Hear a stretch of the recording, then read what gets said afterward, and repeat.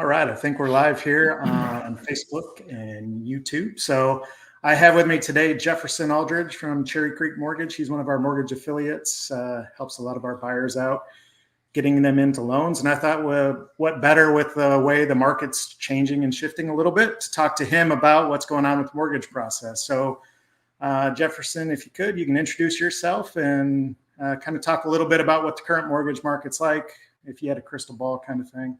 Of what's going to happen. Yeah, so it's kind of an interesting time in the world of mortgages. You know, right now, and my name is Jefferson from Cherry Creek. I've been in the business about 20 years. So kind of seen some of the big major changes, you know, for the last 20 years. And now as we're coming out of this last current cycle of crazy low rates and Fannie and Freddie talking about what inflation's probably going to do and some of the forecasts they put out, except inflation's kicking a little faster than everyone thought. So we're kind of slowly watching rates tick up just a little bit every day. And it's not necessarily the consumer doesn't see the rate moving up. You know, they just see the rate as, you know, call it 3%. And then they look back a couple of weeks, you know, later and they go, oh, look, the rate's 3.25%. You know, so it's kind of funny how these rates are moving currently, you know, and the question is where will they end up in another 6 months? We're not quite sure, you know. We have some forecasts from Fannie and Freddie, but, you know, it looks like their forecast may be off compared to what's actually happening. Are they off on the high end or low end of things? Well, so we had a sales conference about, I guess about almost 2 months ago now. And in that conference, we had to go, you know, we had training and a whole bunch of other stuff. We just call it a sales conference. But one of the things that we went through, you know, our head of our secondary market who interacts with Wall Street and works with them on loans that are being purchased. And, you know, as people come in and they say, hey, we want to buy, you know, $3 billion worth of conventional loans, or, you know, so it's that interaction there. And those guys all have, you know, these pricing discussions. And as that unfolds, we got updates, you know, at our last conference. And basically Fannie and Freddie are putting out numbers like, hey, by the end of 2023, they want to see rates at 4.875 to 5%. So the interesting thing from what we're seeing right now, I mean, we've gone from 2.75 to 2.875 to 3% to 3.1, and then now we're kind of starting into that 3.25, you know. So we're looking back at, you know, in about 2 months, we've gone about 0.5%. The question is inflation going to keep moving it up quicker than all of the predictions, or what Fannie and Freddie kind of wanted for the future, or is it going to stabilize? You know, so it's interesting from our perspective because you price loans for people. They're out looking for homes. It takes them 3 months to find a home, you know, and then when they get an executed contract, they're like, man, rates have gone up. And we're like, and they just keep going up, you know.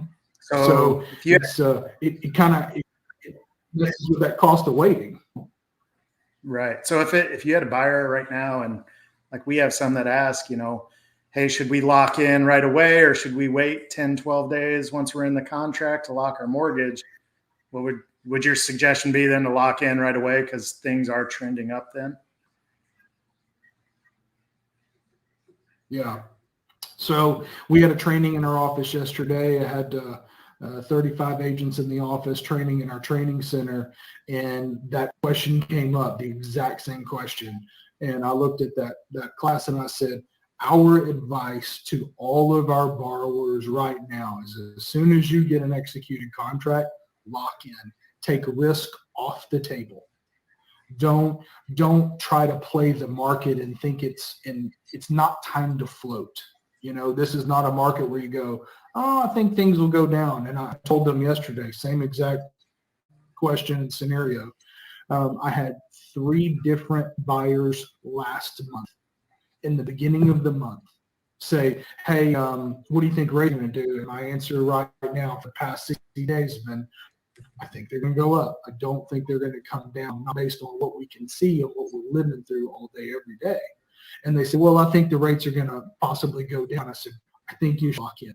And they said, hey, we appreciate the advice, but we don't want to. And I said, hey, totally understand. And all three of those buyers that decided to float locked higher than when they would have if we would have locked on the day. So, when we were having those discussions, so you try to be due diligent. You want to give people the best possible advice, but it's interesting when that happens. And right now, I'm just telling people, let's just lock. Let's take risk off the table. Let's be safe. Right. And, as far as not everybody's in a buying situation, some people bought years ago and they bought at a higher interest rate. Maybe they're thinking about refinancing. Is the refinance opportunity over, or should they get on their horse right away, so to speak, to make that happen, or did they miss the boat?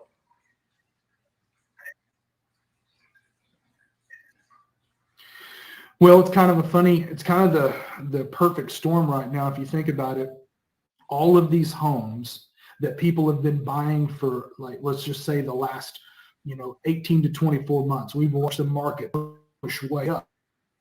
A lot of already bought, let's say 5 years ago, their equity gone up a lot, right? Because all these comps are coming in from people buying much higher sales prices. So now people are, typically people start to look in the winter of, hey, maybe we should cash out, taxes are due, maybe fix some stuff up for the home, and pay our property taxes, So that's a very normal cycle in the world of mortgages. So there's a lot of equity sitting on the sidelines because property prices have gone up so much. But then you also are starting to see rates go up.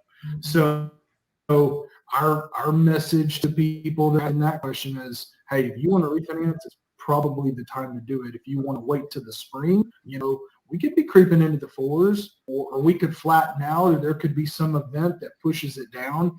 The biggest problem is that right now it's an inflation issue. We're all watching prices on everything go up. And the mortgage business, we're watching prices on loans go up, So my advice to anybody right now that thinks they want to cash out and do something at the house or pay whatever, student loans off, that kind of stuff, is I don't think I would wait anymore if you were thinking about waiting, if you were thinking about it. It's rates are still low threes versus high threes or low fours in our future, So remember, Fannie and Freddie still want to see in 2023 4.875 and 5%. So that's only, call it 20, 24 months away. So if what if things move a lot faster? So if that interest rate goes up from where we are today, 3.25 to even 4, but let alone 5, what is the impact on the purchasing power for a buyer? What's the affordability cost of waiting, I guess, so to speak? Between like 3.25 and 5? Yeah. I mean, what does their purchasing power look like at that? Is that the question? You broke up Yeah. for a second. Sorry. I was just saying what their purchasing power is if they go ahead. I'd probably say in that around 30 grand, between 3.25 and 5%, depending upon the loan size. But, if it was a higher loan amount, it's going to probably run between 30 and 50,000. So as prices of homes keep going up, $30,000 to $50,000 higher is a pretty big deal if you're losing purchasing power to interest rate. Is that an easy kind of question for what you need? Yeah, it's kind of scary too. Because if somebody's on the edge of buying, a $400,000 house, for instance, and let's say they want to wait a year to stockpile a little bit more cash, that $400,000 house might be $450,000, but their purchasing power might be $30,000 to $50,000 less based on interest rate. So they're going to be able to afford basically a lot lesser of a home a year from now, the way inflation's going, than they would today, which that for me on the real estate side of things is scary for my buyers to see, I would say. So it's almost better for them to get off the fence, so to speak, now than wait to stockpile more and more down payment. I can't tell if we lost our stream here. Can you see anything moving on your side? Yeah, I got it. But I basically, we got through all of our questions. I don't know if we're still alive or not.